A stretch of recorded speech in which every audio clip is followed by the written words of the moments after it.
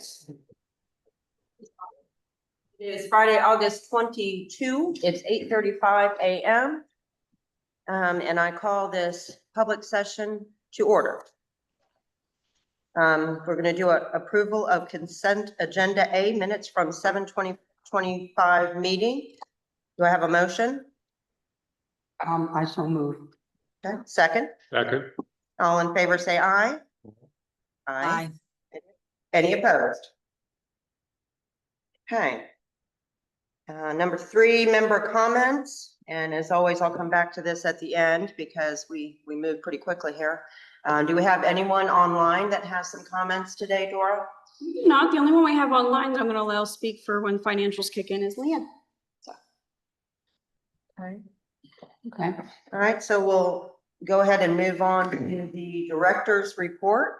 Sorry, caught you. I make you go get food and then you're up so quickly.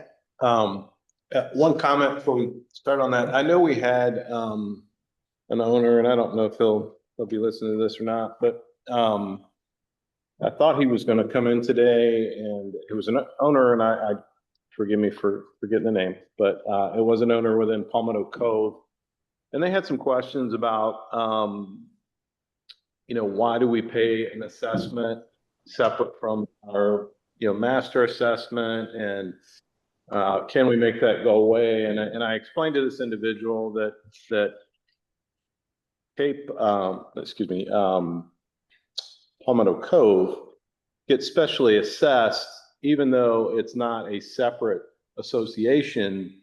It does have a dock attached to it, and in the governing documents, it was set up in such a way that it would pay a special assessment for that dock. So I did clarify that for that individual. I think he still had some concerns about that, so I was expecting him here today. But just to clarify that, it is in the docs, that in the governing docs for that neighborhood, which was part of phase 2 that got incorporated into Bald Head Association, that they would be specially assessed for that neighborhood for that dock. So that's what we do, and we have been doing as far as I know. So I just want to clarify that before we get to the presentation. But usually a assessment is time bound. So how much longer does that particular assessment continue? For the life of that dock, I would imagine, is the way it's worded in the governing docs. So it's only there to upkeep that dock. So if they want to get rid of the dock, they could get rid of the special assessment. I think he'd have a hard time with his neighbors, winning that battle, I imagine. But That's a good answer, and I guess I could probably. Yeah, I mean, the term, to Vicky's point, the term assessment here may not be completely accurate. They're responsible for the dock. That's in the governing documents. However, it might be worded wrong, but it's not. Typically, assessments have a certain. yeah, and you're right. It's supplemental dues. Yep, correct. That's more accurate. And you have that clear understanding when you go into a community like that. But do we do the maintenance, and is the maintenance for that dock in our budget in a way that the amount of the assessment covers the maintenance costs? It is, and it's specified that way, that the common area between lots 19 and 20 in Palmetto Cove is deeded to the association to maintain. And for that obligation, the neighborhood is to pay the association a supplemental dues to maintain it. Yeah. So are we able to pass this, since he's not here, pass this along to this gentleman? I have. He sent out an email to me yesterday morning apologizing, saying that he's was a little bit too busy to be able to come in, and that he's taking care of a few things, but he deeply appreciates the time that Doug took to address it in person, and he appreciates what everybody's doing. So Okay.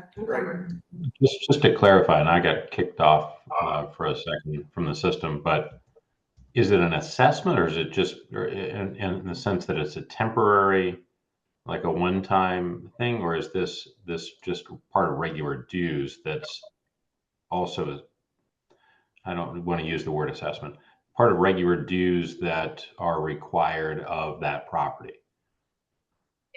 So the got it spelled out in the, online where we have our dues and assessments outlined. It explains it in detail what the supplemental due is for each neighborhood. And it specifically calls out Palmetto Cove, basic due of the master assessment plus the special assessment. Oh, you just said it was supplemental dues. Supplemental, I'm sorry. Yeah, Steve, when you dropped off, we had a 30-second conversation about that. The term of the documents is supplemental dues, not assessment. The basic Okay. due, supplemental due. Yeah, supplemental dues. Okay. I think the confusion there was, we pay the master, why not have to pay again for this supplemental? And that's just the way it was established in the governing docs for that neighborhood. So. Right, thank you for taking care of that and following up with him. Yeah, that happened to be Oh, okay, that's part of it. completely understood. Yeah.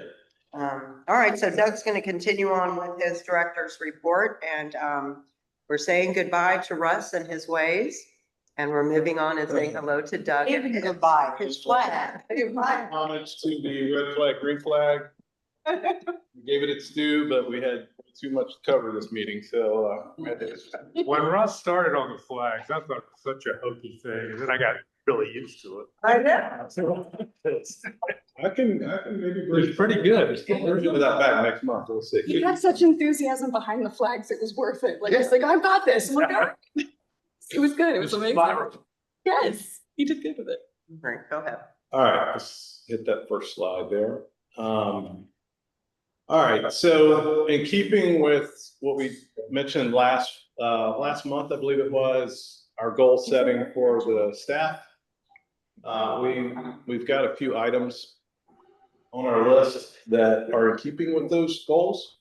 So first study update is, we'll get to that here in a second. We built a forecast model for the finance committee, which helps us and see at least a snapshot of what we think the rest of the year is going to look like. Dora has been busy with the image portion of our goals, which has been the housekeeping and also the technology side on the database management RFP. Bank account optimization. I don't think I put a slide in here, but I'll speak to that. That was a meeting with the bank partner, going through and sort of pointing out what our accounts look like. And we've had some phone system upgrade implementation, and then obviously we've had some rebranding going on. So we'll dive into each one of those. So reserve study, I wanted to kind of explain. Look at you putting a little action in the star form. Thank you.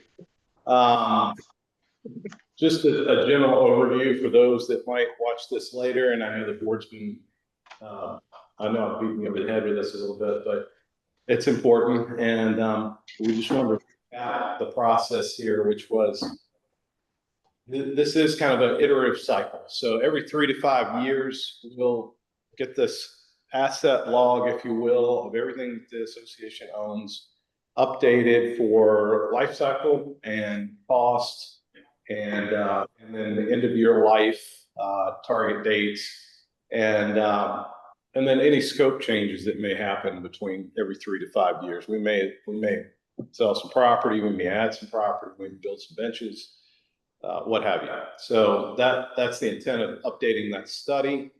It allows us to provide a comparison to prior studies, assuming we have here. So this process that we just went through over the past 2 months is this cycle, if you will. So we pulled out the old study, we compared it to the new study, the new information. Any discrepancies or any differences that we may have seen between old study and new study, we then debated that on a conference call and meetings with the consultant themselves to say, hey, the roadway cost, the alleyway resurfacing is 1/3 of the cost. What happened? Well, in prior years, we assumed we would do the full amount at one time, and that would be 20 years out. this assumption, we're saying maybe you're gonna do 10% of it every so often. And so there's some assumptions that change. There may have been some costs also that changed. There was a few life cycle durations that changed based on, we looked at it back in 2020, we looked at it again this year. It's a coastal environment, it's weathering more than we thought it would. So, there's that kind of discussion that goes through there, and that's just a healthy debate between staff, going out and looking at some things and then truing up the conversation with what do we agree on from a, change standpoint between, I'd say out of the 300 or 400 items that we had on the list, we may have had 20. We had 20, we have it narrowed down to like 5 remaining. So yeah, Yeah. most of it was pretty on point from before. Yeah, so there wasn't a lot of changes between the last one, this one. Yeah, but I have two questions or two comments about this. My first question is, you use the example of the alleyways, and we own some of those and need to care for them. The funds that are put into the reserve to care for them, are they taken from the communities that benefit from those alleyways, or is that in general part of the reserve that plan that we? it depends on how they're structured in the governing docs. So Say that again? it depends on how that asset is structured in the governing docs. The alleyways, because I spent a term on the stage 2 board as president, so I sort of know these. The alleyways are similar to the dock. So they are paid for. They are in the documents, 95% sure. Certain lots were responsible for certain alleyways. Yeah. So they were supplemental dues Okay. for those alleyways. A lot of those alleyways, I believe, have been turned over to the village. A good bit of them. It's a tedious process. You have to have everyone, whether they own the lot or they own the house on that alleyway, sign an agreement that says, yes, we can turn this over. Because the homeowners had an easement. Yes. So they've got to turn the easement over. It was more complicated because when we tried doing it 10 years ago, the village didn't have any rules for alleyways, so they couldn't take them because they didn't have the only definitions for roads. So anyway, but yeah, it's a supplement. I'm 99% sure it's a supplemental dues like we talked about. And my second comment has to do with education of our community. I think this is a great example where people tend to limit a lot of their thinking about what the BHA does. But this general care for the island is something that unless someone's painting your fence, you don't even know that anything's going on. I would love to see this kind of a thing, and it may relate to the social conduct discussion we're going to have. In terms of educating our general population and getting some messaging out there, and I realize we can do an article on it. I think it's very different when you put the full weight of financial commitments, trying to think about budgeting, blah, blah, blah, blah, blah, and just something to, a tick mark to say at some point this would make a good topic to discuss with all the residents. Yeah, and we need to put this on Kim's list because I know in other communities I've done articles, your dollars at work kind of things, and so we should do that here with some of these other projects. Yes. And then that gives you an opportunity to kind of explain it, highlight it, and get some credit. Exactly, and it's like, what do I get for my money? Okay, thank you. I have an alternate idea that might be worked as well. Mm-hmm.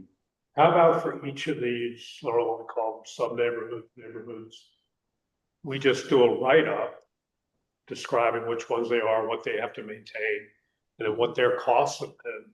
And just have that as a link for every neighborhood on the website. We do. Oh, we do? Yeah, we should probably put it, I would, as someone who's trying to look at it from an outside view, I would think it'd be good if we separated it, but it's actually in our taxes and dues information we publish every year on the website. The first sheet kind of explains what Brunswick County taxes are and like how much your basic assessment is, things like that. And the second sheet's like, if you're part of the Palmetto Cove community, your supplemental assessment is this much this year, and this is, by the way, what it covers. And Okay, it'll all right, say, good. it covers like, vegetation maintenance and the dock maintenance, things of that nature.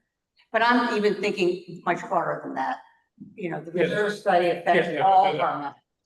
And let them know that we are planning for the future, we are maintaining as we go along, et cetera. Okay, So thank you. Doug has his small meetings, and I think one way to, do a coffee or whatever, or cheese and cracker is, by some of these small communities. Yeah, I got no problem doing, if you guys want us to start up some, I used to call it coffee with the jam and other places. And it would be one board member typically would show up, and I would kind of be given an overview of whatever topic you want to hit. Happy to do that. Happy to partner and do that. Chris McCall at some point. Yeah. Yeah, so I'm happy to do that. We're hitting I've thrown a lot at the staff, and I think honestly a lot at the board over the past few months, and I appreciate the runway with that. We're going to slow our roll a little bit, and those are things that we can look at doing. But we wanted to set the platform, and we'll get to it here, with our media and with our software and some things to push hard to get to that point where we can sort of. You have fast tracked a lot, and it's seen and it's known, so. Yeah. Take it slow, don't burn anyone out. So again, on the cycle that we go through, we debate with the consultant. So the consultant, and I'll show you here in a second, they'll give us the information of the specific areas in their spreadsheet analysis, if you will.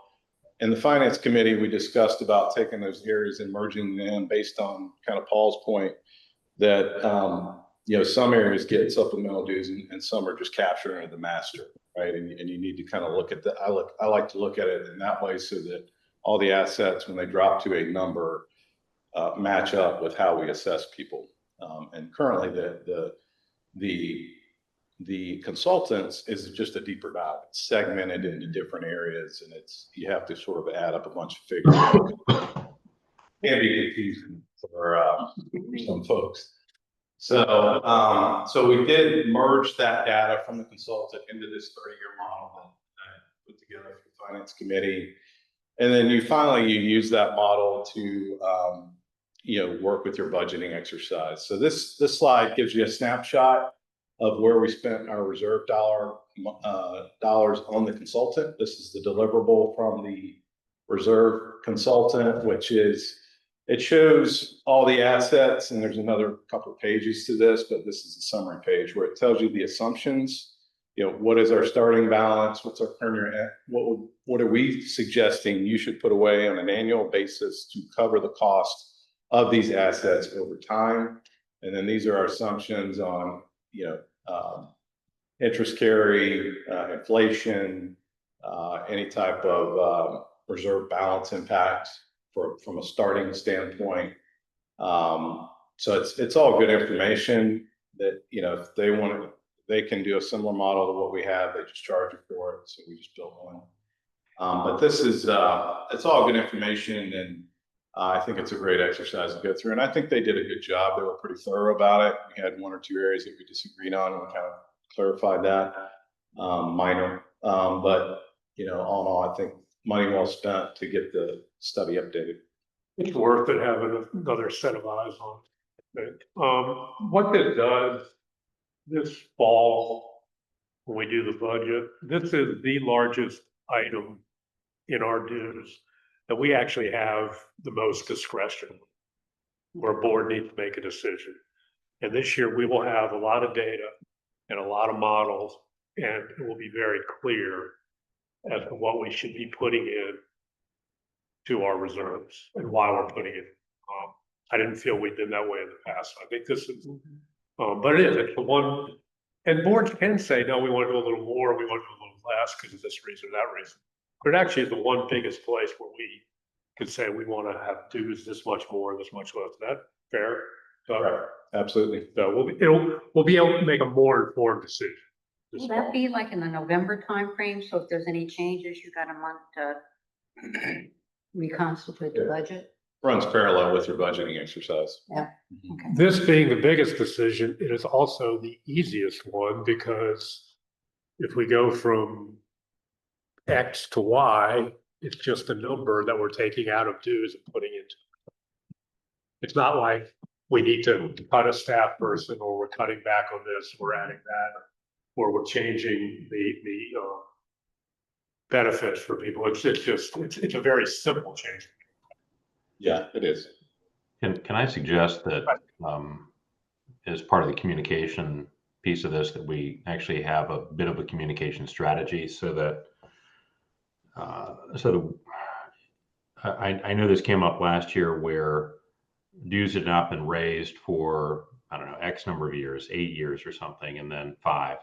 And then it was just kind of dropped on at the last second that dues were increased. That instead of doing that maybe over the next couple of communications, next couple of newsletters, et cetera, that there's a piece about finance and reserve study and the forecasting for future needs. So we're priming the pump for all the members, so that, by the third communication, we start to talk about, proposed dues increases and that they'll be modest and all that, but at least get them thinking along that line. I'd rather get a little further into the budget cycle before we start assuming that. I see your point, Steve. I don't disagree with it in the least, but I would really like to have Doug and his team get into the first cut of the budget. That's fair. Yeah. And when also, I mean, my goal, and it was a goal a year ago, we didn't pull it off, is at the annual meeting or the documents for the annual meeting, we can clearly show our members where our money is being spent. Being spent on this. Here is our reserves. We're adding to this. We've got a balance of that. Yes. We probably could have made something up last year, but we're getting close to having a very clear, I think, be able to tell members, this is where your money's going, which I think is a first step. And all due respect to prior efforts, you've done a good job with it. We're just presenting it a little easier, a little more detail, but I mean, you've done a good job with, where you're at today, I think. So I would just like to push it even a little bit further in that I truly believe that now is the time to sort of set a precedent about when should we be communicating with our membership in total. And I think around the budget is an excellent topic. We used to have town hall meetings. We don't do that anymore. But in terms of educating people, there are plenty of people on this island who have no idea how the budget is put together, the scope of what is in there, the decision-making that has to go on, the concern over how we manage to keep dues, consistent and not increasing. I just, in general, think we need an education program throughout the year on different segments of this organization. And that, to me, is one way to combat any of the negative commentary, any of the social comments and things like that. We are a big mystery to a lot of people. And I just think there's no reason to be. We're doing good work. I love that you're saying that. And I'm always and sorry to interrupt you, Doug. I'm always surprised that we're in public session right now. We've advertised it all month for the year. Mm-hmm. And we know when a group or an individual comes in here, it's because of a problem. We need to figure out how it is that we connect people with us. I mean, we could have a full room right now. I'm always surprised that we don't. I think part of it is getting a topic and covering it thoroughly.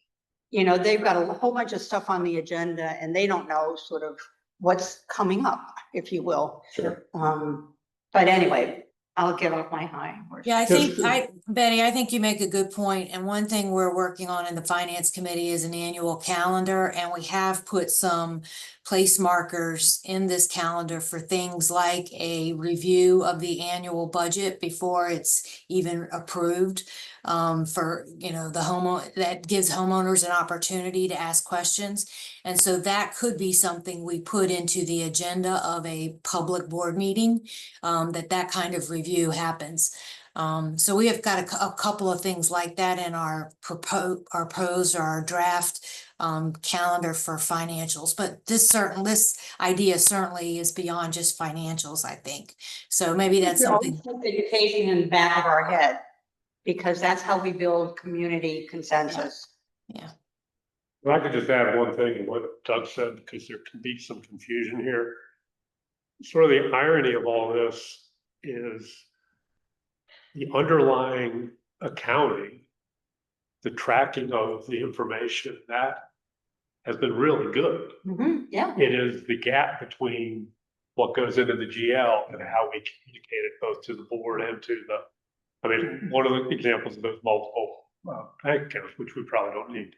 So the good news is the underlying accounting Leanne's been doing and it's been going on is really solid. So it's not a reflection on that. It reflects what goes into the GL, what goes out to present it. So it's which is a pretty good place to be. The alternative is good reports and bad accounting would be a real problem. We've got good accounting and bad reporting. Yeah. Is that fair, Doug? That's kind of where you need to be. I mean, we'll get both of them kind of caught up here, but so I'll give you just kind of a couple quick snapshots of where you use that consultant's information. So no need to squint and see the numbers. What's important, obviously, is there's a master spreadsheet that looks at a 30-year cycle. that purple column there is all your new data that we just got from the consultant for every widget asset that we have on the books, and then the little yellow highlights that you'll see kind of going off the page there into years are the end of lives of those particular widgets, right? And they'll drop to the bottom of this large spreadsheet, and then that gives you the ability on the next slide to take a look at, what is the total amounts for per year that we need to spend on these reserve projects, and then the reserve, and then the analysis then can sort of roll into, and this is covered in depth in the finance committee. So if you're dying to see the rest of this massive spreadsheet, it is in we cover it in the finance committee meetings.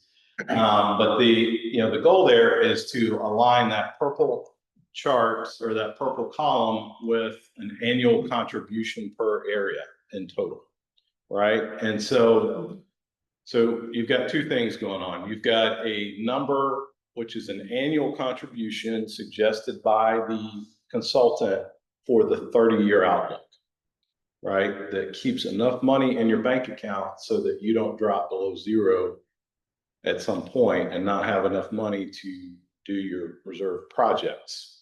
So that annual contribution number suggestion is all the widgets combined for that particular area, right?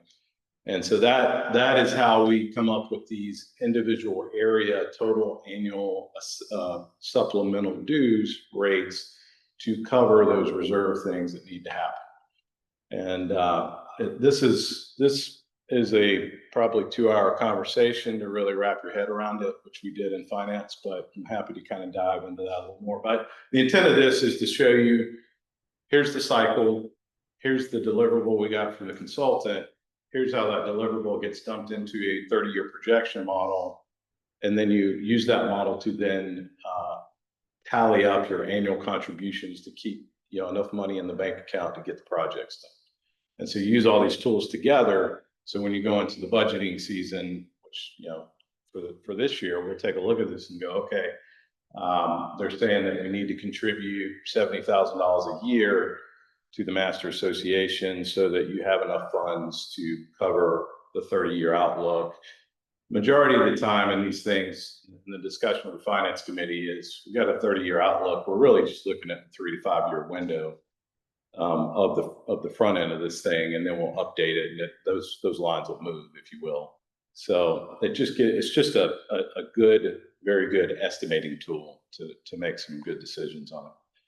This doesn't include any kind of unexpected catastrophic loss. It does not, but I have seen these models factor that in.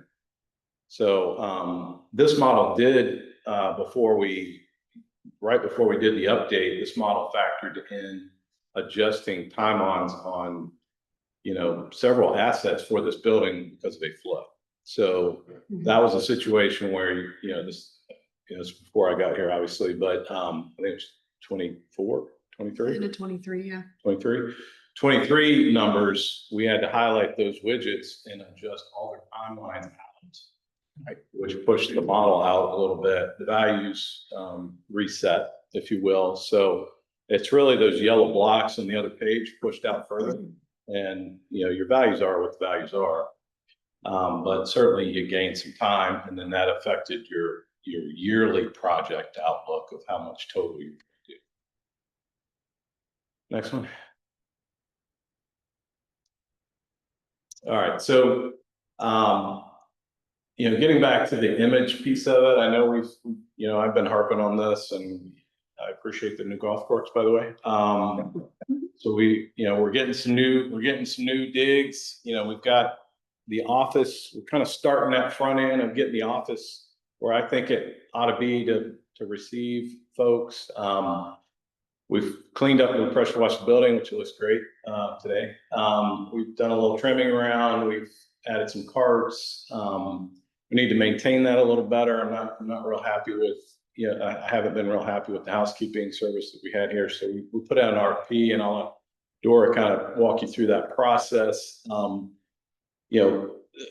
We had a discussion sort of before this meeting. I think out of respect for the bidders, we'll hold the bid numbers to executive session for the board members to see, and but certainly she can talk to process in the public session. Cool. Yeah.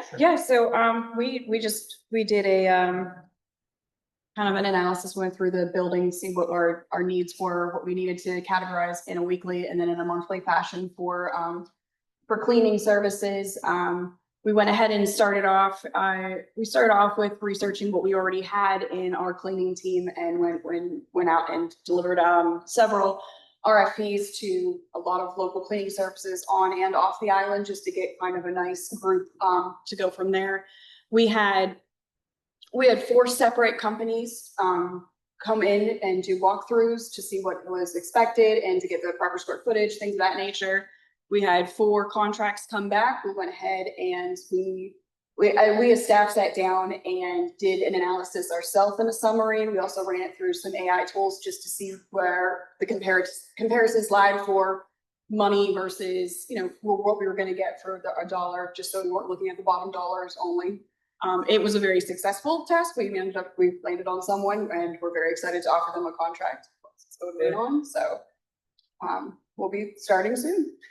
Same comparative price, Yeah, actually, I was very excited. They are, not only are they the lowest weekly price, but they also are probably the absolute best fit that we could possibly have asked for. So I didn't even have to give up on the pricing to get that fit. I'm sorry? Well, I haven't offered the contract to them yet, so I think we're going to go in executive. Announce it in public session, but we will discuss it in executive. That's great news. Yeah, I think, the first thing I heard about this when I got here was, we can't get anybody to work on the island for a tough, blah, blah, blah. And, we did the legwork, we got 4 or 5 bids, right? And some were off island that were willing to come out here and do it too. So, I think you have to go through the exercise and give it its due to see what shakes out. And I think that was it's a fairly basic contract, but I think it was a good exercise to go through and kind of see where we could save money for the owners and get a better service, which I think is come out of this. Yeah. So the next one we have similar process. We're all very familiar with our current software and challenges. So we've been talking about this for past couple meetings. It's been a lot of work, honestly, because we want to make a good decision on this. So it's engaged I'm sort of talking to the management software replacement options that we're looking at. we want to make a good decision that it works for our banking partner, which we have to integrate into the system. The accounting side needs to look good. The front-facing side, which this will have with the owners, needs to look good. The emailing and the ability to control that needs to be good. And then everybody is integrating some version of AI at the moment. And so that was, another caveat to this evaluation, which, it's been an interesting process to go through and kind of see what's happening there. So I'll just let Dora kind of speak to this one too. And she's been sort of managing that process. So this is sort of enterprise-wide that we run everything. Yes.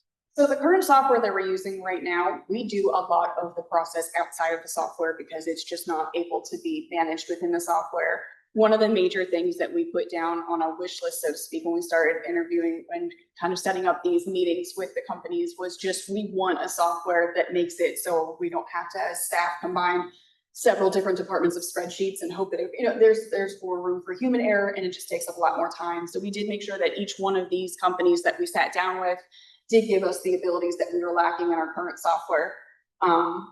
Another thing that was really important to us is when things do go wrong in our current software, it takes us days to get attention, let alone an actual solved problem or a solved answer to our problems. So we wanted to make sure that whoever we partnered up with next would have that ability to not only help on the tech side, but even help in customer service a little better than what we've been dealing with. Kind of like Doug mentioned.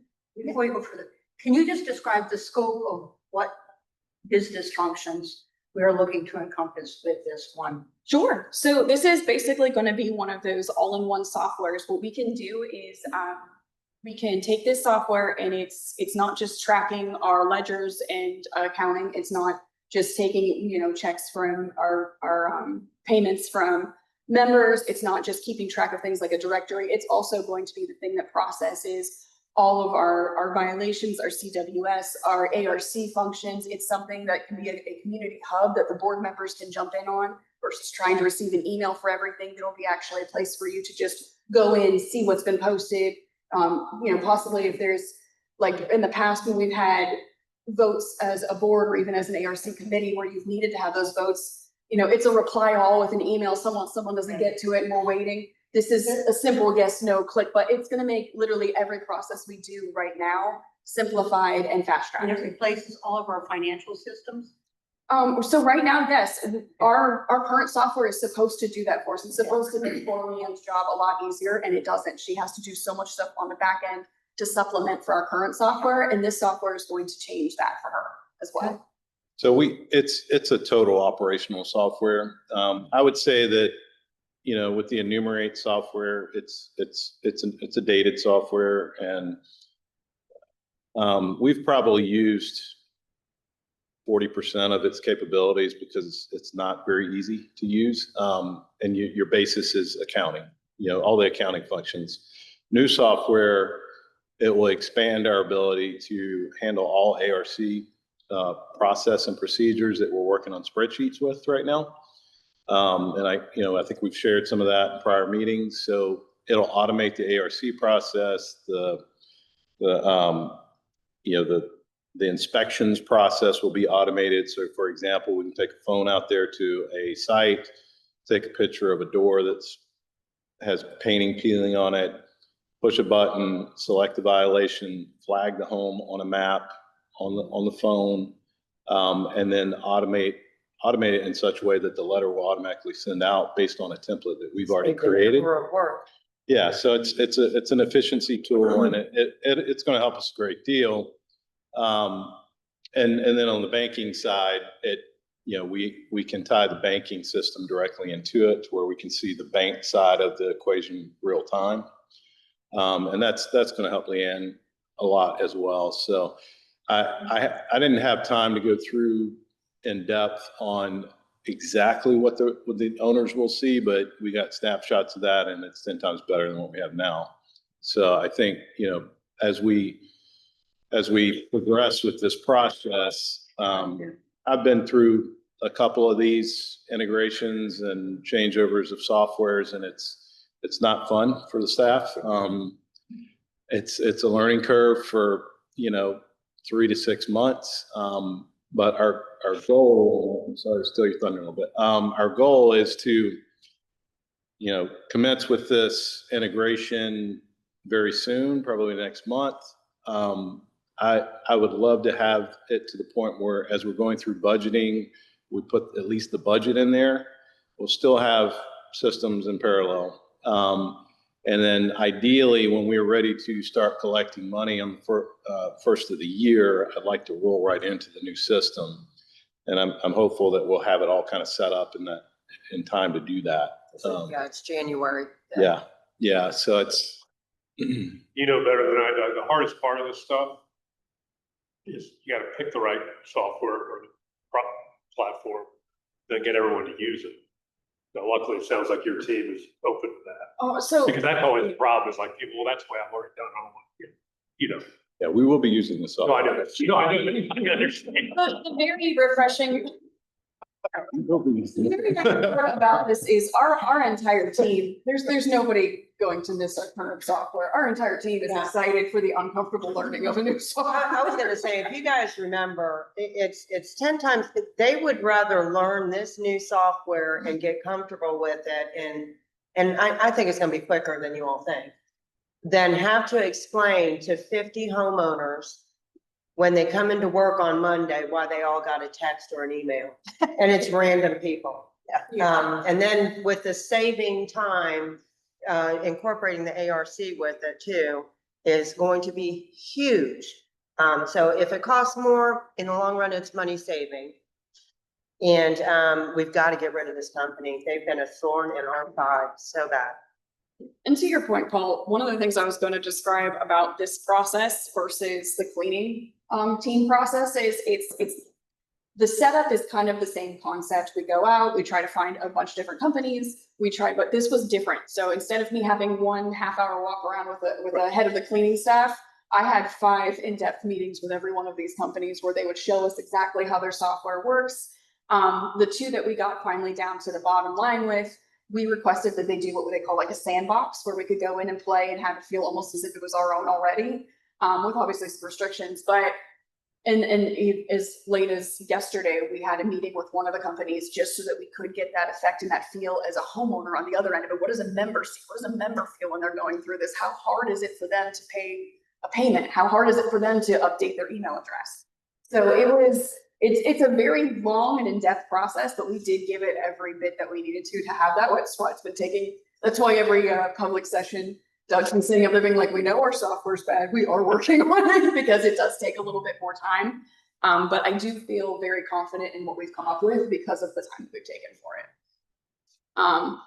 You talked to reference of the people who use this. Yes. So that's the beautiful thing about this versus local companies is there are thousands upon thousands of people that are eager to tell me every problem that one of these companies has, and some of them are eager to tell you what's good about them. But I mean, there is reviews on edge about every one of them. One of the things that I had found with one of the companies is just a matter of how fast they would get back to me. If Doug and I were in a meeting and he had to step out during that meeting and I asked the rest of the questions and he had one hanging that didn't get answered, he's like, well, just shoot them an email and see what they'd say about it. I have an email, if not a phone call, back within an hour. Like, so there's a lot of things that we saw with certain companies where not only was their software good, but their aggression to be helpful was beyond ridiculous. So, but yeah, no, it's been a very fun process. But we did go through. We did, like I said, kind of the same concept with the cleaning. We did what we needed, what the price points looked like for comparisons, what we were getting out of the software. Were we getting everything on the staff's wish list of what this could handle and what this could do? We've just revamped our entire ARC process. And while it is going great for the members and it's going great for the committees and it's going great for the builders, it's a lot of backtracking. It's a lot of spreadsheets. It's a lot of making sure we all do exactly what we're supposed to do. And it'd be amazing to have a program that just made sure that was all there and there was no human error. So it was a long process, but it's very exciting that we finally kind of come out on it with a decision for software. These are just a few of the, just kind of a few of the things that we highlighted of things that we needed to do, you know, the access, the easiness of it, the IT, the support, the training. Could we use a mobile app? Is that something that was able to be done to make it easier for when we're out on the field, things of that nature. So we did a bunch of different ideas, even as far as data, migration as well. But yeah, so it was a long process, but we finally got to the end of it. Just kind of an explanation. I said that we went through 4 different main companies. We went through several companies. We went through 4 in depth. I do not have Easy HOA's stats up here because by the time I got to the 3rd meeting with them, there was just too many things off that list that we wanted, we needed, and we weren't willing to budge on. So that's why you're only seeing 3 up there. But we have come to a decision. We're excited to talk about it in executive session with the numbers and the details for you all to look at. Yeah, and we're still negotiating a little bit with Best One. So that's why I think we'd prefer to have that discussion also on executive so that we make sure that we have that discussion with you guys first. This is awesome. This is great. Thank you. I'm so excited. You get stuff.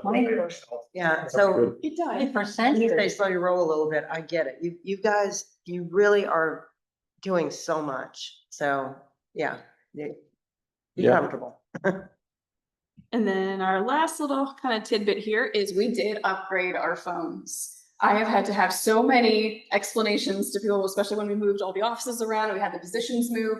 People were trying to get a hold of people on extensions. Some people, I mean, for instance, my voicemail didn't let me in 90% of the time. So if I didn't get your phone call right off the bat, I was having a hard time. We had so many issues with our old phone systems, and they were so old that we would actually have to have a gentleman, a tech, come out. We'd have to pay him to come and fix like things that we should be able to access. So we pushed ourselves in. We went through, we talked to a lot of the, I went and talked to a lot of the entities on the island to see what they're using, what's the village using, what's the club using, how is that affecting them? What are their suggestions? What do they love? What do they hate?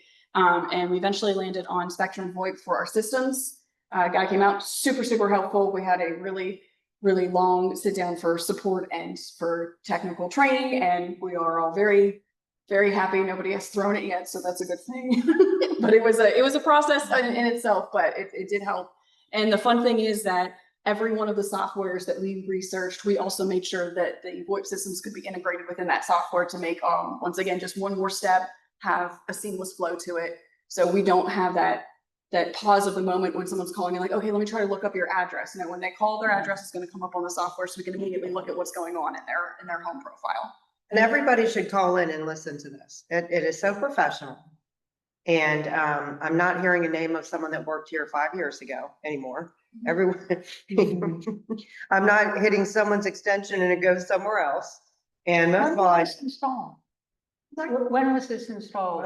This is installed July 31st. I was here when the guy was here. He was a great guy. Oh, him and his wife were amazing. They were just a really great pair to work with, and they were so helpful. But yeah, no, they installed them. They installed them. He gave us a little kind of rundown of how everything worked. We were told by the salesman that we're like, make sure you get that training scheduled. So by the time we had the training on Monday, we all knew how the phones worked because the guy who helped set them up was so helpful. Good. And they are also just a lot easier. So, and they even did an extra step, and they went ahead and integrated our logo onto the screen for us. So it's all sitting on the desk as well. And you said you're able to put that phone to go to your phone when you have to go out in the Yes, field? so each one of these, it's a beautiful thing, and I love it because especially with the new staffing adjustments, I am usually not at my desk. I am everywhere all the time. And it's very nice. If you're out on the field, if I'm upstairs with ARC helping something out, whatever rings on my phone is also ringing on my cell phone. And when I answer it, it's as if I'm answering my home phone. If I call from that app, or not my home phone, sorry, it's from the office phone. Yeah. If I call from that app for someone, like say, for instance, I'm working from home or I'm out on the field, they're not getting my personal cell phone number or anything. They're getting the office phone. Yeah. We used to have an overflow of 3 lines. And sometimes if you had the overflow line call you, that's who the homeowner was trying to call back. And it doesn't have that same connection piece. Now it's just the exact one single number. So it makes it a little easier for the members to call in and remember that, or just see it pop up. It's the one that's registered with the county. So it does pop up with Malhead Association. It's just, there's a lot of And they all sound very simplistic because that's what everybody else has been dealing with, but we've had our phones, I think our last phone set, they stopped making them in 1982. So it's just, it's nice to be caught up with the, God. yeah. My father was part of that company, Northern Telecom. I know, but that's what I'm saying, like, I know I'm talking about it like this is brand new fancy thing. No, Good job. Okay. Yeah. So it was a very exciting thing. Right. All right. All right, so let me pause for a second, because as a person that might pick this up and kind of listen to it, we've talked about, reserve studies, we've talked about, some additions or changes to the office, talking about new contracts, new phones, new golf carts, that sort of thing. I don't want folks to get the wrong opinion. New guy didn't come in and start spending a bunch of money. Golf carts were part of the reserve plan to replace, and we are going to try to go sell one of the old ones. Phones are slightly more expensive, and I'd say 5 or 6% at most. But you're getting a better service out of that. Plus, we needed it to link with our new software. New software will be comparable to our existing software, believe it or not. So within $100 or $200 a month. So so we're not going out and spending a bunch of money here. We're just making improvements that I think tie directly back to prior conversations that I've had in here about let's enhance the experience on the owner side and delivery and kind of what we're seeing from an image standpoint with the association. So I just want to make that real Our clear. contract is actually cheaper than what we have right now, so we're saving money on that. Yeah, so we're saving money here and there too. Okay, next one. Sure. All right, so this is the fun one, and I'm gonna save the funnest part for Kim in executive session because we're still kind of in beta mode at the moment, final draft of this, but I want to kind of explain or recap where we're at with our communications. So people kind of ask, well, why are you changing the other ones? We want to renew engagement. Sometimes if you have publications, and I've been in communities that are older than this one and bigger and smaller and different stages. And when you get to a certain age and a certain point with your media content, and you guys kind of acknowledged it when you updated the website before I got here, you want to kind of upgrade some things and just, move with the times. And so that's what we did with the compass to start. And you can kind of see some minor images there, but you can see the difference between the two just on this slide, where you're going from more of a clean and refined look. No, nothing against the old publication. It'll reignite some interest too, I think, from our advertising base. So that can get stale, but if you're wanting to keep that momentum going, then certainly you want to kind of make some improvements in presentation for that. Another focus of why we tweaked some of the and why we continue to refine some of these things is when I first got here, I had that impression, I'll call it an impression, that the publications and kind of the talk around town was very, very siloed, if you will, between the entities on the island. And so the approach with the new publications where we're pushing is we're promoting Conservancy, we're promoting the Village, we're promoting BHA, and that's in a more seamless and I'd say better presentation as to what we were doing in the past. In the past, if you open an island report, here's BHA section, here's the chapel section, here's the lighthouse section. So we're going to move away from that entity focus to a lifestyle focus approach, and you'll see how we do that kind of with the new island report format that we'll talk about here in a little bit. The current tools that we have the compass, we have the island report, we do have social media that we haven't really been using a lot. We've got a Facebook and YouTube, and we just recently added Instagram, or at least got it started. So where we're moving to, kind of the future of what I think these things look like, I completely understand the desire to move away from paper. That was well driven home yesterday, and I've heard it before. But you know, we are formatting things around a digital environment. We haven't let go of paper yet, so give us a little time. I'll get there. You can do it tomorrow. But you know, the other thing that we want to think about too is, you know, how are these things specific and useful folks, owners on the island, and also the other audience that doesn't get a lot of attention, which are either visitors or the transient piece, right? You know, owners that have a rental property, they want the value just like the owner that's on the island too. So, you know, I think it's fair within our publications to, you know, manage that audience. Otherwise, you're not talking to the folks that are actually picking up the literature. So we are focusing in on the audience a little more with some of our content and how we present that content. The other thing that we want to focus in on is, you know, you've got your tools, you've got the compass, you've got the island report, you've got social media. Social media is instantaneous information. So that information that's hitting it should be that format, right? And we haven't really had this level of detail in the whole communications plan. The island report is bi-monthly. So that, in my mind, is geared, you know, the needle swings more over to the owner and the full-time resident. And these are deeper conversations about the island. It's about not losing sight of, and we heard this, I think, in our meeting with the mayor, I think Chris Shank. It was Chris Shank, yeah. Chris Shank mentioned it, that you don't want to lose sight of the original vision of why people bought here. And that island report gives you the ability to kind of regurgitate that in a format that, you know, is digestible, longer content. And then obviously the compass, you know, we've tweaked that to the point that I want somebody to be able to pick that up and know what to go do in the next 2 weeks, right? You know, I don't want to talk about things that are 2 months out. I don't want to go too far back in history. You know, I want to be able to hit that and know exactly if I'm landing this week, you know, what's going on the property this week, right, on the island. So that's, you know, that's to get all these things need to kind of work together. I don't see us there at the moment. You know, Kim's doing a great job on kind of getting our framework together at the moment so that we can launch this and then make all three of these tools kind of seamless and work together. And we're just not there yet, but I think we will be. And so the intent of changing, you know, the formats, again, let's get it updated to the point that we can manage this idea and this vision of moving forward.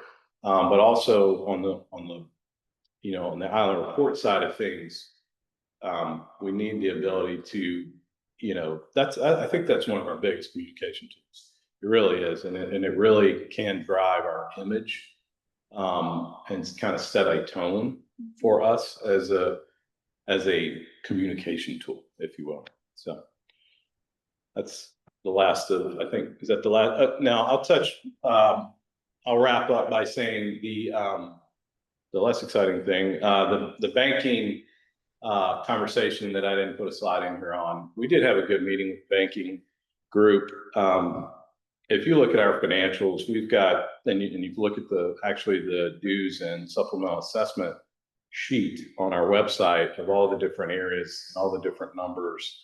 As you can imagine, we have lots of different accounts for those things. And so all of those accounts, when I walked in the door, had a number that correlated to not much of anything. I know that Leanne had some notes on her system as to what tied to what. For example, you have a master checking account, you have a master savings account, you have a master transfer account where you move money between accounts. You know, those are just numbers. They weren't labeled. They weren't, you know, so we went through a lot of pain with the bank, and they were very helpful to kind of categorize those into groups that made sense for us in our online banking system.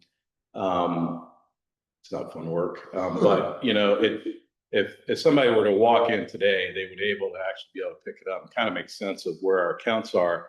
The other important piece of that conversation is, you want to make sure that if you've got $800,000 sitting in your account, that it's FDIC insured. And so they have shadow accounts, and there's a system in place to where they call them shadow or ICS accounts, where they can move the money throughout the banking network to provide that protection. It chops the 800 down into segments of less than $250,000 and spreads it within the insured system of the banking network. And that's a sort of a complicated thing to talk about, but we went through that process with them to make sure that we were doing that and that we have the ability to protect that money. And then if we have money sitting for an extended period of time, is there a place that we can put it in a CD or something that we can, and then we have 3 or 4 CD accounts that we needed to clarify some labels on to make sure that we had it. I know that Keeper's Landing and Serpent's Walk and Sumner's Crescents are designated separate, entities from an accounting standpoint. So they have their own accounts, right? It's separate from the master account. And so that's important to kind of understand all those relationships. And then you set rules in place, not to go too far down the rabbit hole, but you can set rules in place to maintain a minimum balance in your checking so that we don't hit a point throughout the year where we're dropping below and can't pay vendors.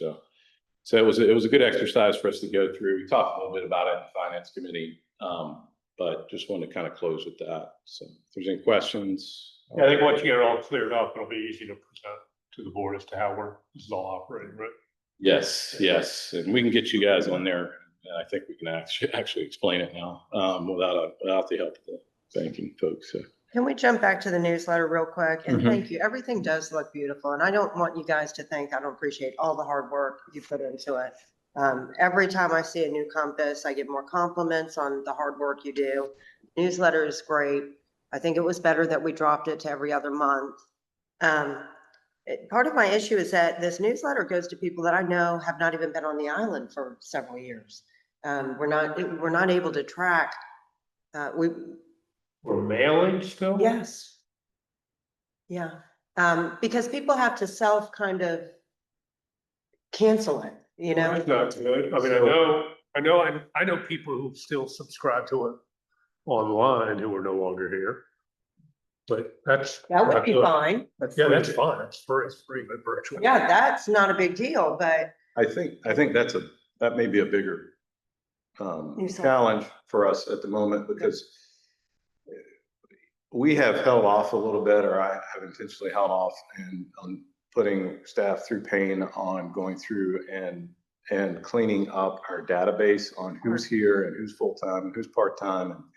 Once we get that new software, we're gonna purge some stuff. That's what I was gonna say. Yeah, we're gonna purge some stuff, and we're gonna have to, confirm, maybe painfully so, on who's still here. And I'd like to come to these meetings and say, yeah, we've got 400 full-time residents, we've got 250 part-time, we've got X amount of renters. I'd like to have that level of detail with confidence. And not to say that we don't have great records. It's just, again, how it's been upkept and how we can present it at the moment with the current software is just not there. So. I think if we go with the new software and people make their payment once a year, that'll clear it up real darn quick. One way to do it is the next time we mail it, we put in the mailing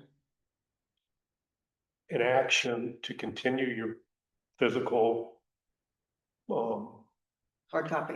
QR code, I can just scan in. Or whatever, and that way people, and then if people are no longer on the island, they'd have to put in there, we could check it against our database of current property owners. Even if somebody wants it, stop sending it to them physically. Right, and secondly, you also might find out how many people actually open it up, right? So I think from a timing standpoint, I'd suggest we get through the software transition. That's fun. And we get through maybe two distributions of the new format that we're looking at, do a survey, and then dial in the distribution list as well. So I think that's probably first quarter in my mind. Because I mean, if you really want to know what I think, I just cut it off. We'll do it all electronically. That's been my opinion for a while. I'd like I've to been see, told I don't understand the demographic, even though you got it? Well, there are some people that like to touch I'm- like the real folks. do. I'm 12 years older than the average owner on this. And I've been here 25 years, so No. I am that old Some demographic. of the people I speak of that no longer live on the island that still get that newsletter, I think would go berserk if it stopped coming. But anyway, well, I knew your answer would be the correct one. The software should help us.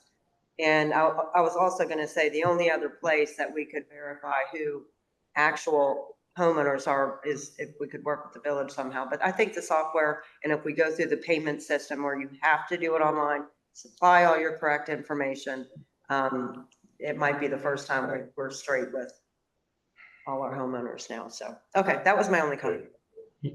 Yeah, can we tie that announcement to the billing notification too? I mean, not have that the only announcement, but you know, when you get your paper bill in the mail, have this additional opt-in, opt-out type of thing, or notify that, Yeah, you know, good idea. we've got to have your updated email or something, or else you're not going to get communications anymore. Yeah, yeah, We can do that. Doug, on the finance thing, and I know that I've raised this a few times over the last couple of years, and Paul and I have discussed it. With the segregation of the accounts and better organization, that sounds like a huge step forward. So thanks to all of you for doing that. One of my concerns in the past has been that the construction deposits were being just commingled with all of the other deposits in the current account, such that there wasn't really a formal mechanism to segregate those out, even though they would be assets, they'd also be liabilities of the organization, and shouldn't be mixed in with the general population, if you will. Is there a way that we can do that to more formally place construction deposits into to an interest-bearing account that we're going to obviously earn the interest, but are not going to be just on the same both physical account or the same ledger? Yeah, I can confirm we do have those accounts currently. So we do have a master reserve account separate from our operating or checking account. We do have that also for the three neighborhoods that I mentioned. So on the banking side, if it's not clear on the financials that we're putting out, we can fix that. And we've talked about that format as well, honestly. But on the banking side, construction deposits, reserve accounts are separate, do have their own separate account. I am in the process of, after that bank meeting, Steve, of kind of making sure that we have a good reconciliation of, we had at least 3 different people touching the tracking of a construction deposit. So we had Allison, as you know, upstairs. We had Leanne waiting to hear whether we get it or receive it. And I think we had one other person involved with that. That shouldn't be the case, just from a best practices standpoint. So we're working on that behind the scenes to reconcile what's in that construction deposit account. And one of my first questions was, is it there? Yes, it is. Are we commingling, or I shouldn't use that word. Are we including any fees or fines in it? No, we're not. So it looks fairly clean as an account from a clear construction deposit account. We do need to come up with a game plan on how we make sure that's FDIC insured. So I think we've got maybe 400,000+ in that one account. So we talked a little bit about that in finance, and I think, that's a discussion maybe we take offline, but it does have its own account. I think that reconciliation, the challenge with some of these things is you want to have good records. Software will solve this problem for us. Once we get the new software, current software is not addressing it. It's being managed on spreadsheets, unfortunately, with 3 different people touching it. You get a construction deposit in, when somebody's designing and going through ARC approval, they might sit for 6 months or longer to start building the house. They build the house for 2 years. You may have another 6 months of finishing up something. So you're really tracking that money for quite a duration. And we need to kind of know where it's at in that process. And so that's the part that I'm honing in on after having kind of this banking meeting and looking at what we're currently doing. I think what we have been doing is okay. It's okay. But I think we could do much better with it. Yeah, Steve, I think as Doug gets through all this banking, and stuff like that, we've talked about this issue and we need to figure out what the best way to do it is, because once again, it's something that in the detail has been done really well, but in the aggregate is very confusing. So that was really good news. Everything is very clean, certainly very clean. But, the question is, do we want to put it into a trust account? Because right now we've got We need to. $400,000 to $500,000 liability. We have a cash asset and a liability. Put it in a trust. All of it would go off the balance sheet, which is a little cleaner. Yeah, and A little more secure too. there's a little bit of science to it as well. I mean, you need to kind of understand where you are in the process or phases, if you will. And this was the conversation I've kind of had upstairs with Chris and Allison, is we need to know where these things are and what phase, so that we can understand how long we let the money sit in put it in the 36-month CD or not, or the 15-month, whatever. We need to have an idea of where that money's at in its time cycle, so that we can manage it a little better. But regardless, we need to get that 400,000 spread below 250 to get it kind of protected from a FDIC standpoint. So that's something we need to do soon. Yeah.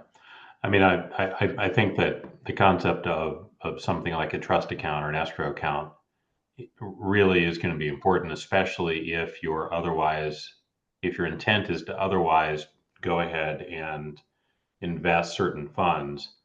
If you've got all of those in the same account, in the general account, and you make an investment based upon, you buy a CD for 6 months or something, and then somebody's construction deposit is due to be returned to them, then you may find yourself underfunded if you put all that money into the same pot. That's what you're getting at, Doug, right? Yeah. It gets even murkier because, the FDIC insurance is by federal ID number. And so what's interesting is some of these, Keeper's Landing and, even though they're separate accounts and separate, they're under the same federal ID number. So when you're looking at those checking accounts, you have to literally manage the balance in each account below that 250, if that makes sense, because you're going to checking account, you need access to that money, and it's hard to move over into a savings when you need it. And so there is some science behind all that we have to kind of, manage, if you will. But you do need to keep the accounts separate, which we are. So I think it's probably a deeper discussion within finance to come up with a game plan. I would say you're in good shape to answer your original question there, Steve. I think the construction deposits are in a separate account, and they have been relatively well tracked, and we'll just get it looking a little better. And I think, unless you've changed your mind, for next year, which will also include the budget, we're going to go to pretty much a cash basis for our internal financial, which makes the most sense. And to Doug's point is like, that's how almost every HOA does it. So it will actually make our internal financials clearer. It'll also make it a lot easier to plan cash flow. Because your budget will then reflect when you're getting cash, when you're spending cash. So any of these cash management things, we're sort of winging it right now. Is that fair, Doug? Not winging it. Yeah, But it's not, it'll come right out of the budget. We should have a pretty good forecast of when cash is coming in and out. yeah, you're utilizing sort of a hybrid mode of accrual on your income. And that's not common from what I've seen in the past, and not to knock whoever was on the board prior for setting it up that way, but you know, in the conversation with our auditor, you know, his recommendation was the same. You know, he agreed with us, with me and Paul and Vicky, when we were having that discussion recently, and he manages 200 or 300 other HOAs, and they all do it with the cash, and then they true it up at the end of the year with accrual adjustment for the GAAP principles. So that's pretty common. Yeah, so anyway, that should help a lot of these, well, a number of things, including our, ability to cash forecast. Yeah, I've seen it done differently with businesses now. I mean, but with HOAs and nonprofits, that's how I've kind of seen it handled too. Yeah, I mean, a couple of years ago, we were borrowing between accounts because we didn't have any real cash forecast. 20 Right. years. Is this a good segue into the financial report? I was gonna say. Well, reading my mind. Yeah, I'm already starting to glaze over. So Ian, if we're done with Doug, can you, can just go ahead and make sure I'm totally glazed over now? Leanne, I think that means you're up. Okay, excuse me. Hey, everybody. I always like this part because I always know Christine likes when I'm here and when I give the financials. She's always crazy about this part of it. Dora, I want to start out with the aging report. Aging report, I can do that. Do you see it? I do. We added June so you could see where we were going with this. As you can see, we've collected a few more. But I do have, I think you're going to do an executive session. I do have a list of people that I would like to send a letter, say intent to lien, and get that covered. I hope I hope that shakes them up and I can get some more people in that have paid. I have a list on that bottom that's, since I won't be in there, there's 3 on the bottom we've already liened, and I hadn't heard anything from them at all. So like to know, get some advice on what you would like to do with those people. I don't have anything else to say about the aging thing unless would you guys have any questions? Okay, Dora, we can go to the summary sheet. I believe that Doug is going to do a deep dive like he did with the finance committee. So I'm just going to keep it short. The biggest thing you need to know is that the 2024 numbers are now out of I've done the adjustments. So they're out, and anything you saw before that said that's a 2024 cost or whatever, that's all gone now. So the finances are now looking a little, the percentages in the budget comparison are looking better. They're all pretty much within normal ranges. And so, Doug, are you going to do the deep dive? Not too deep. I think what's important to note here is we did create the forecast model. We discussed it in finance committee, and we're to the good on the yearly picture of 100 and I think it was 70 or 20,000 ish. So we're fine from what we see now. Carrying us through the end of the year, we're looking at currently at a savings of 120 some thousand ish. Now that'll change month to month, obviously, but that's what it's forecasting right now. Okay. So We did do that through the finance committee and went with each item through that. It was an in-depth thing that Doug did a good job with it. I did want to comment on that construction deposit so that the homeowners wouldn't think we don't know what's going on there. I do a spreadsheet that I make it sure that it matches with the balance sheet. So I know what's going in and what's going out. So it does balance with the bank so that we know where the money is. It's just the conflict between the ARC and the accounting. I don't think they even knew I had that spreadsheet. And so now we're going to work on getting everybody on the same page. So I want to let you guys know that. Other than that, unless you have questions, I don't have anything else. Got a question? No questions for me. Anyone else? Come on, Come on, I've got Christine. enough talent in this room with numbers where I'm allowed to glaze over for 2 minutes. If that's it, no questions for Leanne? Okay, thank you, Leanne. You're welcome. Thank you, Leanne.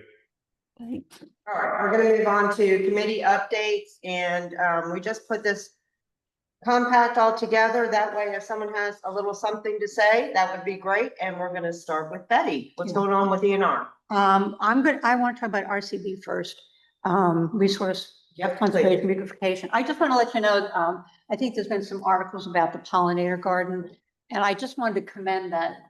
The pollinator garden was sort of a community effort to get it going. And then the question was, where does it go to be supported? And we took that on in the RCB committee last year. And I just want to also note that Kathy Hoffnecker, who is passionate about bees and pollinators and all that, she has done a great job working with the village and the conservancy. They have been able to create a plan for the garden. They have gotten funding through the village. They have gotten future education programs through the conservancy, and the manpower is coming from Kathy and the RCB team. Excellent. So really great community effort. And I just wanted to acknowledge that. The ENR committee, we continue to, always in our summer hiatus, and we have a full schedule of activities for the fall, but there's an issue and an opportunity I wanted to bring up to the board here. It has to do with a Smith Island Social.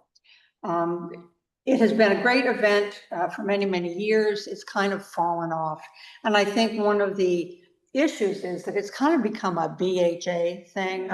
And the committee has talked about, we would like to take the opportunity to turn it back into a community effort. Good for you. Not a BHA effort. We would like to, with your permission and agreement, see if we can't get interest from the village, from the conservancy, from the chapel. It is typically the culmination of meeting weekend. And so all those entities, PSA, everybody who is having meetings, we would like to go to them and say, hey, look, this is an opportunity after a lot of work has been put into this weekend. A lot of communication has been shared. Let's have a big social event. And if we can get an agreement that is a community event associated with meeting weekend and work through with the club, and I know the club was disappointed last year. We had so little attendance and it actually got canceled because of the weather. Right. And they stopped us with a big bill. I'm sorry? And we got a big bill that we were presented with the bill. Right. And that's when we had first discussed that we want to try to do this. So for Right. you to follow up and start talking about this. So we're willing to go ahead and we'll probably tap into you as well. We want to talk to the leaders of these organizations saying, do you want to join with us and create this community event? If it's just us, I would say do away with it. It's run its course. But if it can in fact be the community event and the fun thing that it was, and we also would like to see it and place some responsibility on the entities on the island. We'd like to see it as an opportunity for board members and leadership to attend. And you would have a little tag. And it's really an opportunity for the community who doesn't know that you're on the BHA, or maybe just your friends know, but allows the community to come and mingle with Absolutely. island leadership. So we really want to turn it into something very different. But to do that, we need You got my commitment. support. I second what you're saying. You know how I feel about this. And I think we could all get to work on that. I certainly can speak to Doug and I'm electing you to work with me. Yeah. Yeah, one of the things that we're getting ready to talk about is going to, this will play a part in it because this is little money on our part. Yeah. If we just all come together. And everybody, yeah. We host this large meeting for everyone to come give a snippet of what they're going to be presenting in their own meetings. Right. People look forward to it. People come to the island for meeting weekend. And we would really like to make it a celebration of our community, which may just be the theme that we picked this year. But in any event, we're ready to get started on it, and I'll be talking with you about who we want to talk to, kind of how we want to put it together. My one question is there an individual or a group of individuals who organize meeting weekend? We'd like to tap into, or is it all individual? Everyone does their, what PSA is gonna be Cam. Yeah, and then here, The time, our team organizes everything. right, but in terms of the timing and how it falls out across that whole weekend, does everybody pick a slot, or is there any coordination? Set dates, like for instance, BHA for as long, I'm pretty sure for as long as it's been going on, as long as I've been here, it's always been the last Saturday of January. So like that's. No, it is, yeah. So like, I think each entity has their own specific, this is the date that we do for this. So, Dora and Kim, are already in touch with these different entities to get Let's their. talk about it, because, yeah. I didn't know if there was actually a committee that worked on meeting weekend, or every entity, again, every entity does its own thing, and it's like. We Small require meeting. them, we're gonna keep them within the time constraints. We're gonna give, we always give David, we want to give David double the time because he's got 2 clubs to talk about. Right. And then everyone gets their, We give him double the time. He still usually finishes up at about 6 minutes. He does a pretty good. Right. Yeah, he does a Okay, pretty good. so, the ENR committee wants to take that on. If we can make it happen, it will be great. And if we can't make it happen, we are recommending the VHA not we'll make it happen. sponsor it. Okay. Thank you, good. Betty. That's Okay, awesome. that's it. Well, Okay. I think, just Betty, not to take over your committee report, but I noticed in the Compass that there's a tailgate party on September 8th. Is that There's a what? your? Yeah, yes, it's our normal potluck. Only we're gonna tailgate, and we're gonna be at Marina Park. And everybody's going to bring their dishes, and you're gonna go around and back of your carts, and we're gonna have some fun. Okay, said potluck in September. Thank you for bringing that up. So here again, Betty has made ENR, she switched it up a little bit, made it a little more exciting. It's not gonna be the same thing, just coming, not that this is bad, but this will get more different people engaging. So love it. Great job. Thank you for that, Vicky. Okay, let's move on to Any other? Vicky and Paul. Do you have anything else to say about finance? We actually do. I need more tea. Sorry, guys. And Go ahead. First of all, the finance committee, and I'll give Vicky a lot of credit because she is on top of everything, has been really quite effective in the last, we've gotten good turnout, we've added some new people. We had Rhonda McNary, who seems very engaged, which is great. So, and she's a CPA and has done audits of nonprofits like this, so she's going to be a big help. There's one issue that we need. I don't know in our bylaws how this works, but it's irrelevant. The board should review it and acknowledge it, if not approve it.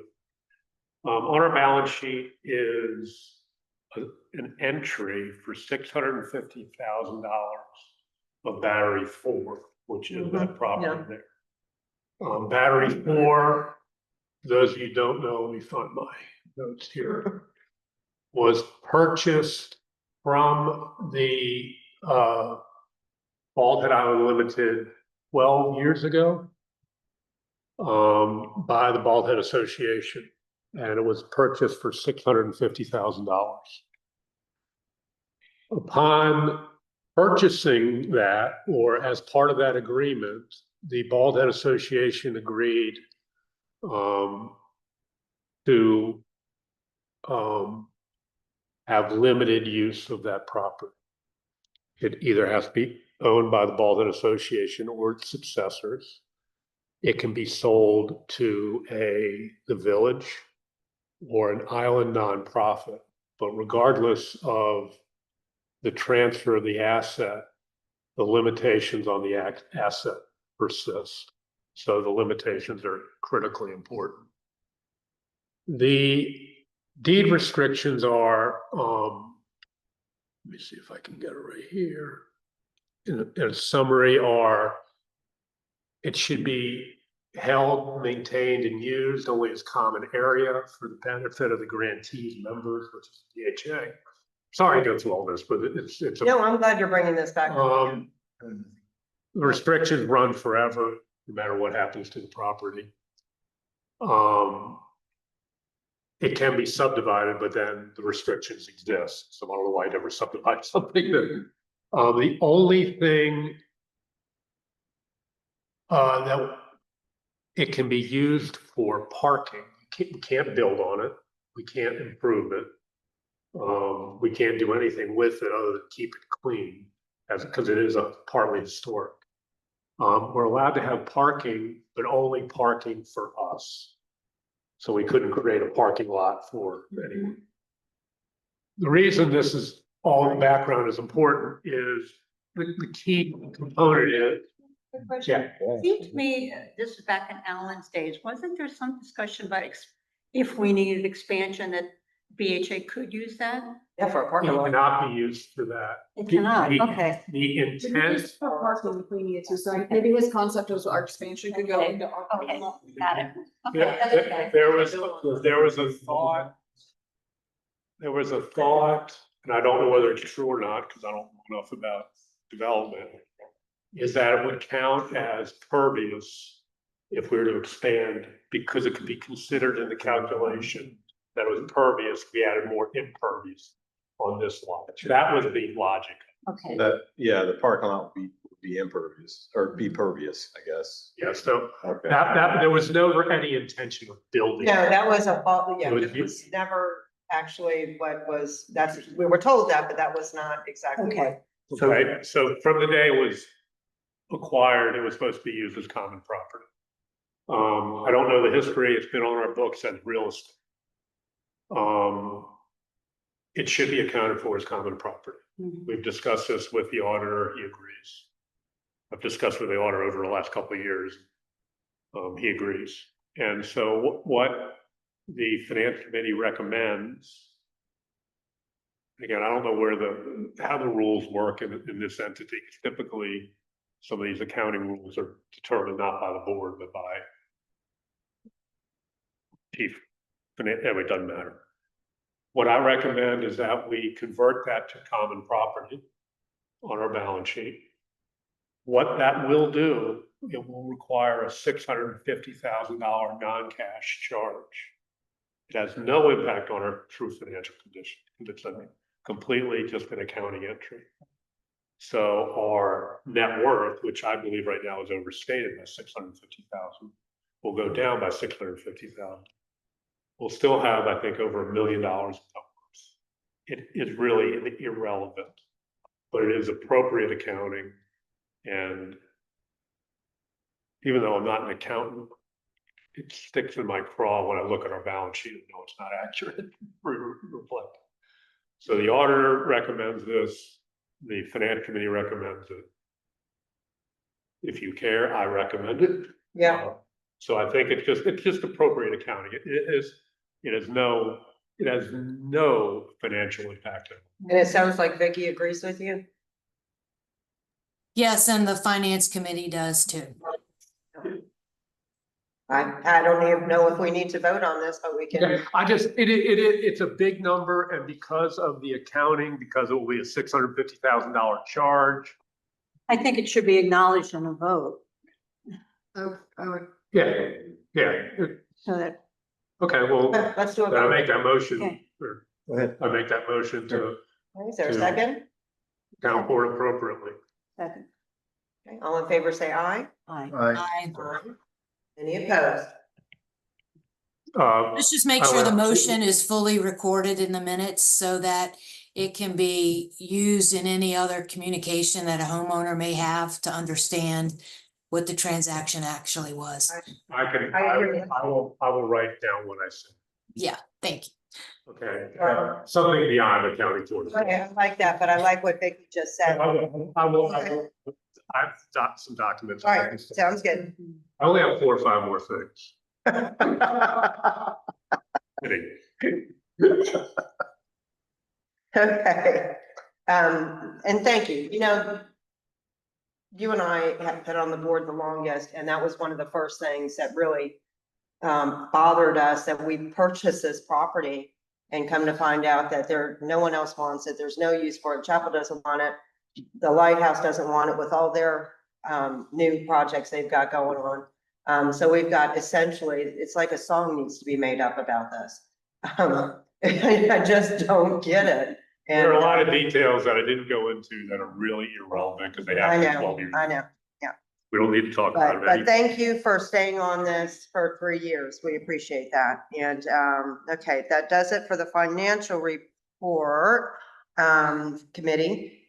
Steve, well, let's do Christine and Derek first with ARC. I can go first and let you know that the ARC is, I don't know what they're doing. They're moving like lightning. The meetings are efficient. They're correct. The voting's correct. The committee seems happy, probably because they're not in there for 6 hours. There is no need, I thought you were gonna say 1 hour because there was one meeting that was an hour. No, when I saw the comments earlier about how quickly the meetings are going, just for clarification, can anyone describe, like, what is the major change that has occurred as opposed to, oh, we're just not doing anything? I can help, Dora's gonna say too, but I can help a little bit and then I'll let Dora. What is the major? We are doing pre-work. We've got an efficient team upstairs that is making sure that all the facts are laid out. Our chairs are actually feet to the pavement out there looking on site, and not just them. I know I do. Derek's told me he's been out, looking at different things. And has there been a change in the quality of materials submitted from the contractors? Yeah, There has, because they're being asked to do it. So that's the major changes. We have an ARC coordinator that is looking over these packets while she's putting them together. And instead of chucking it out and saying, you don't have what you need, come back next month. You have an ARC coordinator that's calling a designer and being like, you're missing these 3 things and they can't efficiently vote on this or look at it without these 3 things. Right. Can you get them in the next 48 hours? And if not, at least the contractor who can't do it or the designer who can't do it knows these are the 3 things I'm missing for next month. I'll get it in as soon as I can. Good to hear, because I first thought, oh gosh, what is going on? nothing bad. You know, Doug created those support checklists that we use now. We have these great cover sheets that we use for the ARC. Doug created them.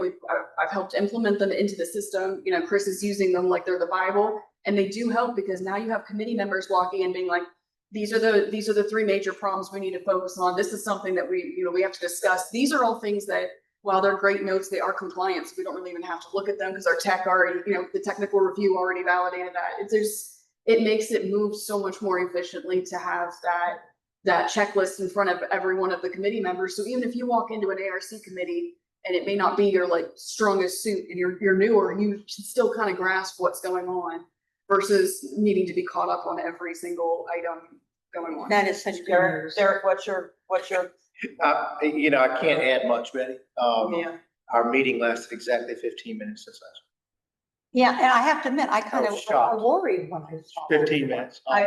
No, and I will echo what Dora just said. The reason they're so efficient is because Chris and Dora and their staff come in. You've got a sheet of paper that says, here's the 3 items we're looking on this property. This is compliant. This can get compliant if they do this. This needs you to look at. We do stuff in like 2 minutes. And the other thing is, there's no subjectivity. It's all objective. It's all whether or not you meet the guidelines. And it's been wonderful. So hats off. And Excellent. our committee is outstanding. I mean, it's just I don't, one thing we did forget that we would be remiss is our two contributing architects, Gordon Holmes and Fantastic. Gordon Hall, sorry, I Gordon Hall. always do that, Gordon Hall. Yeah. And Chuck DJ, they do pre-work as well. They do. They're out, when they're here, they're out in the field and, communicating with the staff here. So, Yeah, we just say, Gordon, do you have any issues with this? No, I'm fine. Boom, we're done. And it's Boy, really. Derek, they've you been turned it helpful. around, didn't you? No, I didn't. It's who she put on this committee. It's amazing. And quite frankly, Dora and Chris, everybody deserve tons of credit. Yeah, They've been amazing on that, just like, for their own consulting for the actual day of, but there's moments where Chris is like, this is what the homeowner wants. This is what the designer's trying to do. These are the issues that are in the design guidelines. This is where they're coming up short. Do you have any ideas of what could help? Or, the homeowner wants this, the designer's putting out this, here's the blockade. And, every once in a while, Chuck will be like, well, you have to see if the homeowner would like it, but they could do this and it would be within the guidelines. They would just have to give up this or that. And it does help to have that extra idea. It's not always a win, but it's appreciated even when it's a no. Positive. Yeah. yeah, I had the same kind of, I'll be honest, I had the same kind of knee-jerk reaction when I heard 15 minutes. Because David walks in and he's like, I was walking out of my office to go pop in and look at it. Here comes David into the office and says, yeah, we're done. And I go, really? And so granted, that meeting had 7 or 8. Yeah, it didn't have a ton of them on it. Just No, you can't. I was informed of a jury once. We came to the decision literally first vote through. Yeah. And I was informed, I said, you know what? We got to sit here another 20 minutes. I know. We had to do that. Yeah, I think, to echo the points, I want to reemphasize the quality is still there. I think the big changes that people are not seeing is, you got to give a lot of credit to Tiffany and to David as well. Yes. Because they come in and do these pre-meetings. I don't think that was happening before. And so the Tuesday or the Monday, whatever, before those meetings, they will come into the office, sit down with Chris, go through each one of them in detail. So when they walk into the meeting, they know them already. So there is time being spent, a great deal of time being spent in those meetings, not in the actual committee meetings. That's new. And then of course we added the processes to it, but new and excited people. yeah. And the committee turned over a little bit. So I think it's a combination of things, but not taking anything away from Dora and Chris and team, because they've done a great job. And It's all them to be flexible, and they're not hand holding.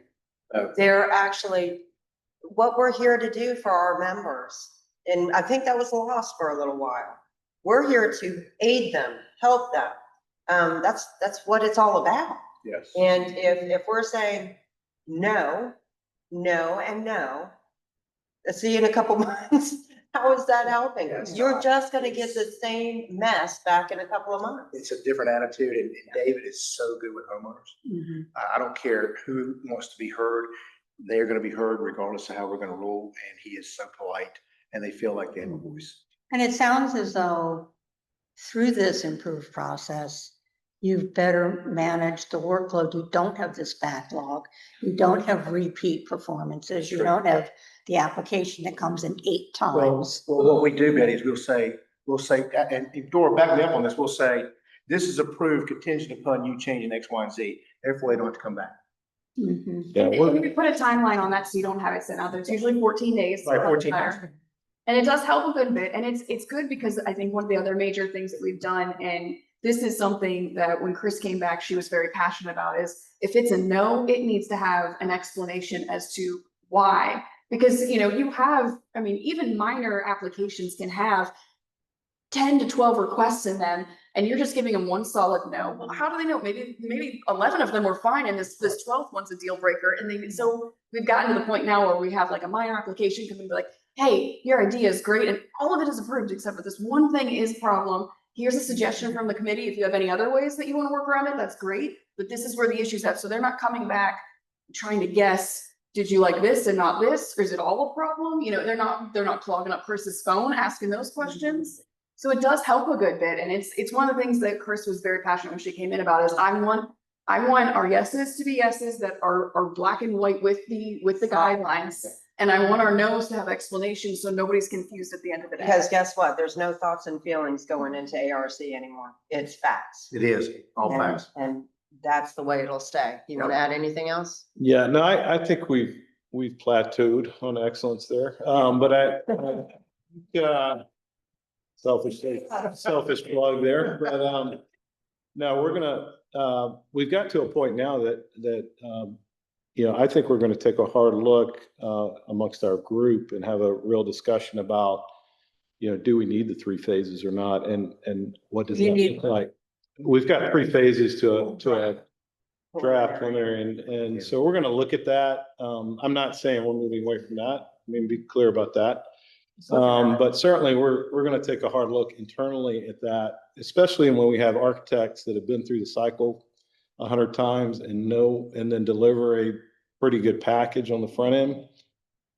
Versus, you have that scenario versus someone that's new to the island and probably does need to go through. And then the third caveat is, are we giving the committee its due and time to digest each phase of that? So we're gonna take a look at that and see. Nothing may come of that. We may have a good process right now, but I do want to. We're kind of at that point now where we're kind of looking, can we dial it in a little further? But I think it's working good now. Yeah. I agree. I'm gonna ask this question for the record. So there's nothing we're doing now that is taking any shortcuts, ignoring any rules. If anything, more work. Assuming some guidelines are not valid, we are following the rules. Oh, it's amazing, and it's all because of the staff who's already looked at this and looked at it intensely and said, this is compliant, this is not. I think it's good to have on the record. Not a few upset folks. I shouldn't say that. We've had a few adjustments from some folks that have been submitting in the past that appreciate the position. But they know that it's not we can skip over a couple processes here and it's not happening. No, I'm just, are we following the rules? We are. We are following the No, rules. I mean, With a smile on our face and being helpful. it's hard to complain about submission when our process was not efficient. Now that we're efficient, it's probably a lot easier to tell some of our designers. It's Hey, easier to ask a designer to shape up when you know that you've already taken care of your in-house issues. That, Right. we worked on our end to make this as easy as we can. So now it's left to your end then, and it does help. And I mean, obviously, And I'll be honest with you, we had 1 or 2 items on our agenda last week where they said, sorry, you have not completed what you need to do. We're not hearing you. okay, that's good. Yep. Okay. Yep, but they tried to help them beforehand, so that's all we can do. Awesome. All right, enough back patting here.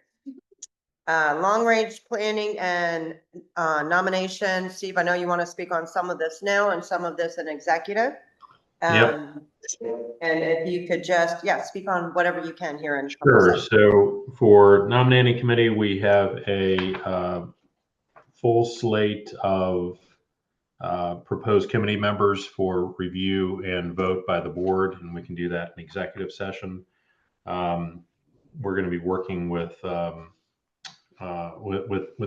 and the communications team to send out some revised and updated notifications about the nomination committee process for candidates.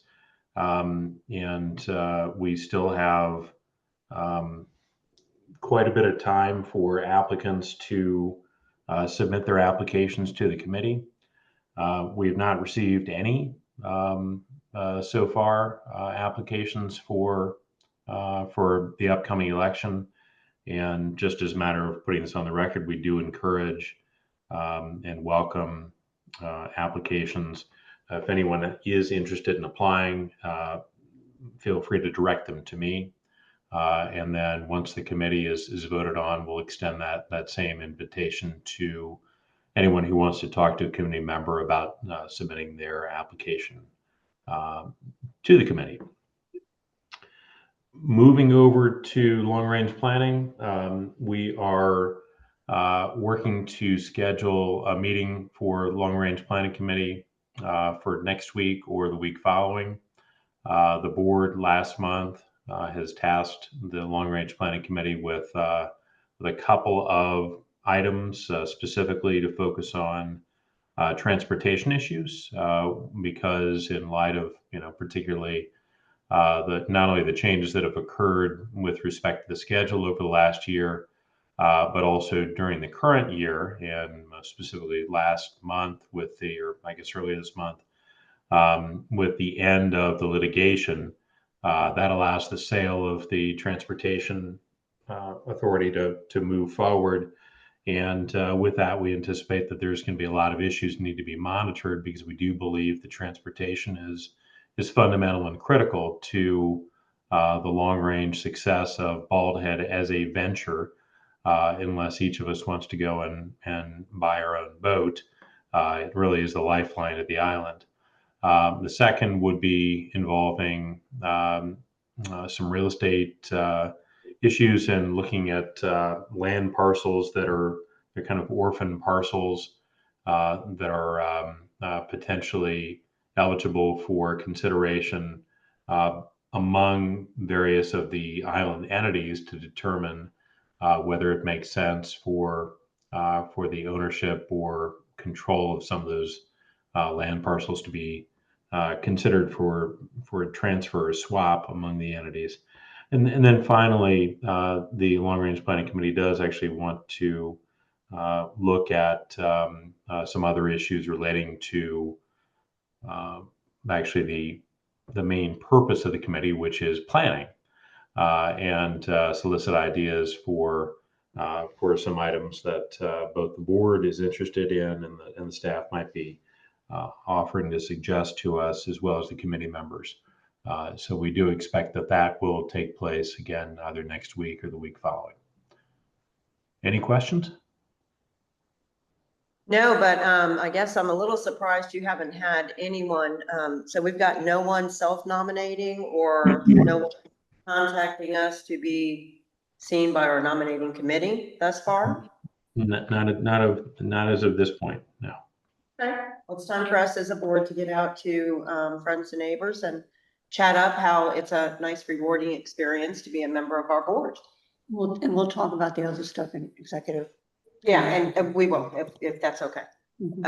Okay, well, thank you, Steve. All good stuff. I appreciate it. I know you work hard. You work hard at your real job, and then you work hard helping your board here. So thank you and all the members. Thank you all. I think we've covered all the committees.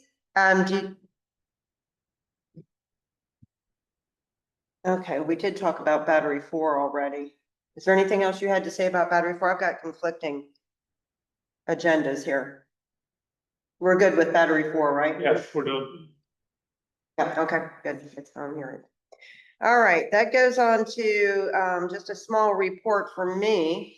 I have to tell you here again, Doug and the team, along with all of you reporting on your committees, have pretty much covered everything. I do want to say one thing, that the Education and Recreation team did help, along with a lot of other members and island entities. I got through yet again another Pirates weekend. I don't know how.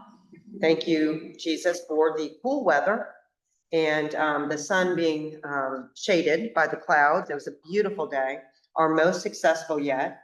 And we could not do that without the help of, our homeowners out here. I had people on grills selling merchandise, directing traffic, feeding pirates, housing pirates, you name it. It's one heck of a weekend. And then the ghost walks too were a lot of fun. So thank you to everybody for Sandy, Cates, and Brays. Just really work hard on this. So anything we can do as a team, and I'm going to get into that later. I'm going to try to get more people involved to make it a little less stressful on the main participants. So it's a big event, brings a lot of people to our island. It helps the island thrive. Anybody selling something, bonus. If you have a restaurant, bonus. I mean, it's one of our busiest weekends. So we want to keep that going and alive. And I don't know how long Sandy and I are going to be able to do that with backs getting older and older. So help is appreciated. I did want to also talk about, we had which I was really pleased. Typically, when meetings have happened in the past between island entities, it's been more of some of the leadership may meet one-on-one, and some of the CEOs and executive directors or managers have their own little thing. Doug and I had already talked about this. Someone actually extended the invitation first, and we were grateful and grabbed it and went out to visit with, it was called the BHA Leadership Meeting, and it included myself and Doug, the Bald Head Island Club President and CEO, the Conservancy ED, Old Baldy ED and Chair, the Chapel, the Village Mayor and Manager. And it was I would say a successful meeting. We covered a lot with the promise to get back together. We haven't decided. I think once a quarter is really enough to be able to catch each other up. This is fantastic. Yeah, I mean, it was so fruitful, and there was no wasted time. Everything we talked about was pretty important. So. Could something like that get published? You know, I mean, through a Compass or through a IR or something like that is so important to the I think it is community. too. They may have taken did she take any pictures? We'll look into it, Kim. Yeah. I think it's, I think it Good, sends the right message for our future. It was just, again, I only bring that up. We've covered everything else here. I'm bringing it up because I think good things will come from this. There was no big personalities in the room, just the passion to help our island. And so, yeah, super excited and looking forward to the next one. So that is that for me, unless you all have any questions for me. And do we have any members online? Wow, this first meeting on 0, huh? Okay, must be doing something right. I have one thing, and I want to embarrass 2 of our board members and congratulate them. Since we had 2 champions, one of the latest women's golf took first, and our other with the croquet team, and her team took first. So congrats. We have the best croquet. That's some athletes on the board. You on the board. Awesome. That's awesome. I'm a senior athlete. Thank you. Thank you very much. That's one thing we have on this island is you can't say there's nothing to do. It always drives me nuts when people say, how do you live there? Yeah. Well, I don't have a second to myself. I mean, I'm competing, or I'm playing a different sport, or I'm volunteering, or I'm taking in lost puppies. You're gonna mention bear, right? So anyway, thank you to everyone, and we are going to call this meeting adjourned at 10:32 Friday, August 22nd. And guys, we'll reconvene. Why don't we give everyone 10 minutes just to go stand, stretch, and then plug back in on your executive session link. And Dora, can you send Vicky and I that link? Sure. Thank you. Thank you. And make sure you get Paul's vote in there. Okay.